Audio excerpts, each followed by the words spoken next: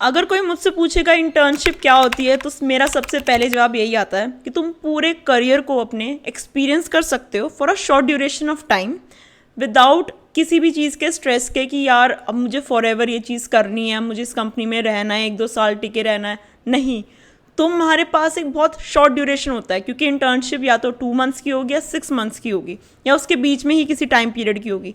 तो एक fix time frame में तुम उस चीज़ को देख सकते हो, उसे झेल सकते हो, या उसमें तुम्हें मज़ा भी आ सकता है एंड तुम उससे एग्जिट तुम्हारी उससे कन्फर्म्ड है। कॉलेज के टाइम पे सबसे ज़्यादा इंटर्नशिप ज़रूरी है, क्योंकि इंटर्नशिप की जो कंपनीज आती है वो 3rd ईयर में आती है। 3rd ईयर के टाइम पे बहुत कम बच्चे कोडिंग करते हैं, बहुत कम बच्चे डीएसए करते हैं, बहुत कम बच्चे डेवलपमेंट करते हैं।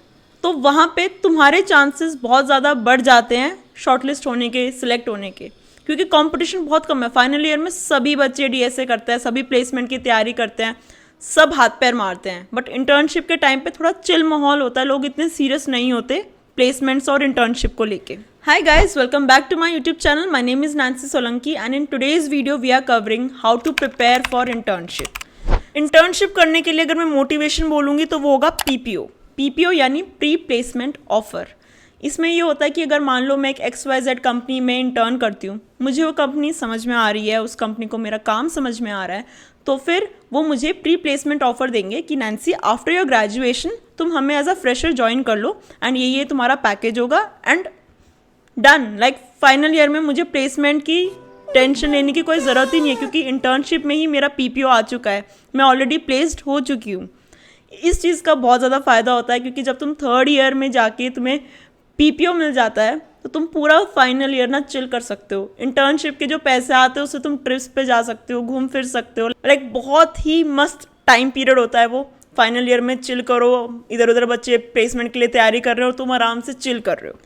अगर तुम अभी 1st या 2nd ईयर में हो तो तुम्हें सबसे पहले डीएसए पढ़ना है। बेसिक से धीरे धीरे अपना लेवल अप करते करते एडवांस लेवल पे तुम्हें जाना है। बहुत सारी प्रैक्टिस लगेगी। मैंने इससे रिलेटेड एक वीडियो बनाई थी जिसमें मैंने डीएसए के फ्री रिसोर्सेज कवर किए थे कि तुम्हें यूट्यूब पे ही बहुत सारे फ्री रिसोर्सेज मिल जाएंगे। तुम्हारे पास अभी टाइम है कि तुम रिसोर्सेज ढूंढने पे टाइम लगा सकते हो, तो फ्री वाली साइड चेकआउट कर सकते हो। उस वीडियो को ज़रूर देखना, बहुत अच्छे अच्छे रिसोर्सेज हैं।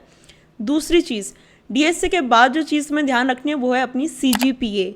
बहुत सारी कंपनीज सीजीपीए बेस्ड क्राइटेरिया लेके आती है, यानी कि अगर तुम्हारी सर्टेन सीजीपीए है तो ही तुम इस टेस्ट में बैठ सकते हो, एल्स यू कैन नॉट। सो इसलिए अपनी मिनिमम सीजीपीए मिनिमम 7 रखना। 7 से ऊपर है तो बहुत अच्छी बात है, पर 7 से नीचे तो तुम बहुत कंपनीज में नहीं बैठ पाओगे, क्योंकि तुम्हारा सीजीपीए ही नहीं क्राइटेरिया क्लियर होगा। सीजीपीए बढ़ाने के लिए सबसे बेस्ट एडवाइस यही है, प्रीवियस ईयर जो कॉलेज के क्वेश्चन पेपर्स हैं उन्हें पढ़ो, उन्हें करके जाओ। ज़्यादा डेप्थ में नहीं आते क्वेश्चंस किसी भी एग्ज़ाम में कॉलेज में, सिर्फ और सिर्फ ऊपर ऊपर से आता है, इंपॉर्टेंट चीज़ें आती है, और मतलब वही 4 साल के प्रीवियस ईयर पढ़ो, इनफ है। DSA projects front end back and सीखने के लिए सिर्फ एक ही सब्सक्रिप्शन इनफ है। मैं बात कर रही हूँ गीक्स फॉर गीक्स के प्रीमियम प्लान की, जिसमें तुम्हें मिलेंगे फीचर्स जैसे कि ad free experience, doubt support, जिसमें तुम 24/7 अपने टफेस्ट प्रॉब्लम्स किसी भी एक्सपर्ट से 24/7 पूछ सकते हो। साथ के साथ तुम्हें मिलेगी एआई असिस्टेंस, जो तुम्हारे क्वेश्चंस को जल्दी सॉल्व करने में बहुत ज़्यादा हेल्प करेगी। अगर मैं इनके डीएसए कोर्स की क्वालिटी रिव्यू करूँ तो इसमें मुझे मिल रहा है बेसिक से एडवांस तक सारी चीज़ें।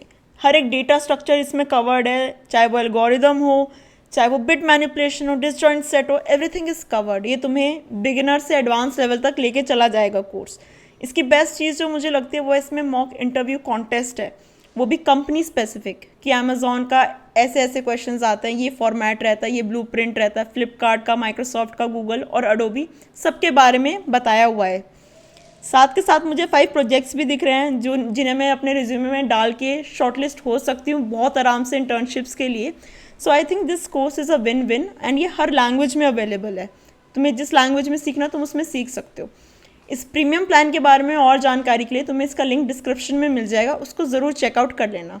और तुम्हें कैसा लगा ये कोर्स, कैसा लगा ये प्रीमियम प्लान, उसे भी तुम कमेंट में बता सकते हो। अब तुम्हारा डीएसए हो गया, तुम्हारे प्रोजेक्ट्स हो गए, अब तुम्हें सिर्फ ध्यान देना है कॉन्टेस्ट देने पे, अपनी स्पीड बढ़ाने पे, ताकि जितने भी तुम कॉन्टेस्ट दोगे ना उतना तुम्हें कॉन्फिडेंस आएगा कि तुम जब भी ऑनलाइन असेसमेंट के लिए अपियर होगे तुम बिल्कुल भी डरोगे नहीं, तुम घबराओगे नहीं, तुम पैनिक नहीं करोगे। वो एनवायरनमेंट और कॉन्टेस्ट का एनवायरनमेंट एग्जैक्टली सेम होता है। जितनी ज़्यादा प्रैक्टिस कर सकते हो कॉन्टेस्ट देने की उतने दो। लीड कोड पे, गीक्स फॉर गीक्स पे, कोड शेफ पे, कोड फोर्सेस पे, जो भी वेबसाइट पे तुम्हें अच्छा लग रहा है, जो भी तुम्हें ज़्यादा फेमिलियर लगती है, उस पर जाके अपने कॉन्टेस्ट दो और अपनी स्पीड बढ़ाओ। ये बस तुम्हारा लास्ट स्टेप है जो तुमने करना था। अब इसके बाद तो बस तुम्हें रेज्यूमे बनाना है और अप्लाई करना है। रेज्यूमे ATS फ्रेंडली होना चाहिए। कोई भी HR बैठ के एक एक रेज्यूमे को चेक नहीं करता कि इसके क्या स्किल्स है क्या नहीं है। तो एक ATS नाम का सॉफ्टवेयर होता है जिसके थ्रू हमारा रेज्यूमे जाता है और फिर हम शॉर्टलिस्ट होते हैं। तो अपने रेज्यूमे को ATS फ्रेंडली बनाओ। कैसे बनाना है उसके लिए भी मैं एक अलग से वीडियो निकालूंगी, तो स्टे ट्यून्ड रहना। इसके ऊपर नेक्स्ट वीडियो ज़रूर आएगी कि अपने कौन सा फॉन्ट लेना है, कौन सा टेम्पलेट लेना है, कैसे कैसे लिखना है कि ATS में हम शॉर्टलिस्ट हो सके। उसके ऊपर भी एक प्रॉपर या तो वीडियो आएगी या फिर मैं लाइव आके समझाऊंगी ज़रूर। दूसरी चीज़, जो अप्लाई करने के लिए बहुत सारे प्लेटफॉर्म्स हैं, जैसे कि इंटर्नशाला, लिंक्डइन, naukri.com। बहुत सारी इंटर्नशिप अपॉर्चुनिटीज़ मिलेंगी, बहुत सारी जगहों पे मिलेगी। बस अप्लाई करना है। किसी भी अपॉर्चुनिटी को छोड़ना नहीं है ये सोच के कि ये तो बहुत कम स्टाइपेंड है, इसमें मैं अप्लाई नहीं कर रही। अपने एक्सपीरियंस के लिए अप्लाई करो। इंटरव्यू में बैठोगे तुम्हें पता चलेगा कि रियल लाइफ का इंटरव्यू कैसे होता है, तो तुम काफ़ी ज़्यादा कॉन्फिडेंट होगे अपनी ड्रीम कंपनी के इंटरव्यू को देने के लिए। तो हर अपॉर्चुनिटी पे अप्लाई करना है इंटर्नशिप की, और सारे इंटरव्यूज़ में बैठना है, ताकि जितना एक्सपीरियंस ले सको उतना तुम्हारे लिए बेटर रहेगा। So that's all for this video. See you guys in the next video. Till then, like, share and subscribe. Bye.